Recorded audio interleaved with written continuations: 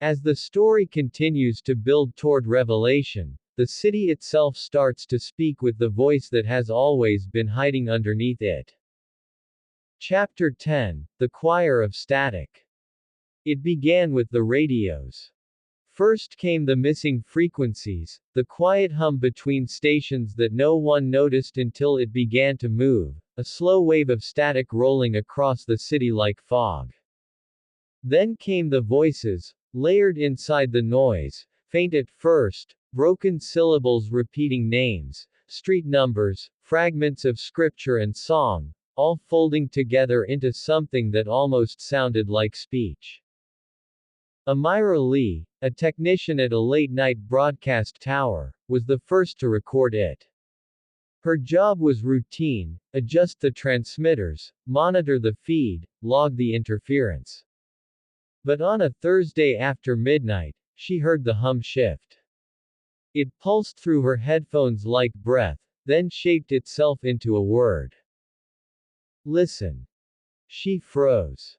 The line hissed, then fell silent. She rewound the tape. The word was still there.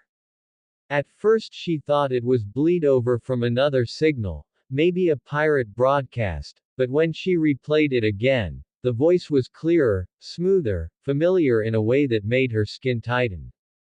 I am the architect, it said, and the city sings my design. Her monitors flickered.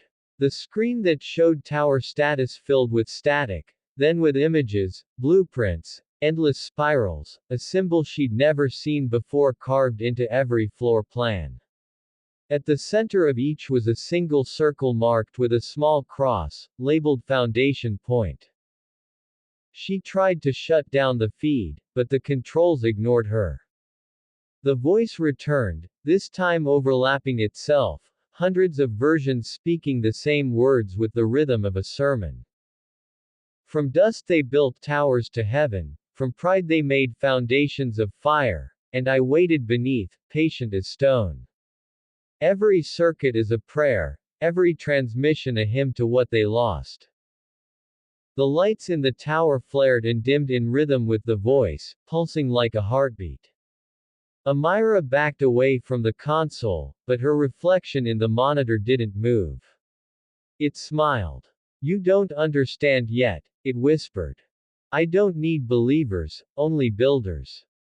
Outside, across Chicago, every screen in every late-night diner and all-night bus station flickered at once.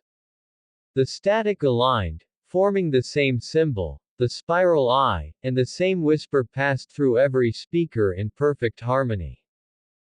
Commuters paused, transfixed, as if listening to something familiar. The traffic lights blinked in sequence, red to green to red, forming a pulse that matched the rhythm of the voice. In the broadcast tower, Amira slammed the main power switch, cutting the feed.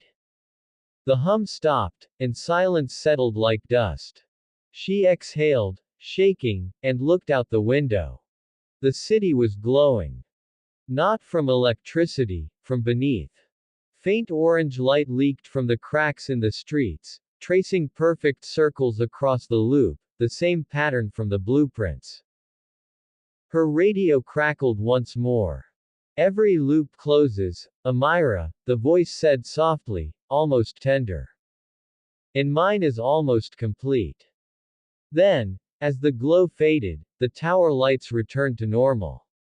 The city went quiet again, almost.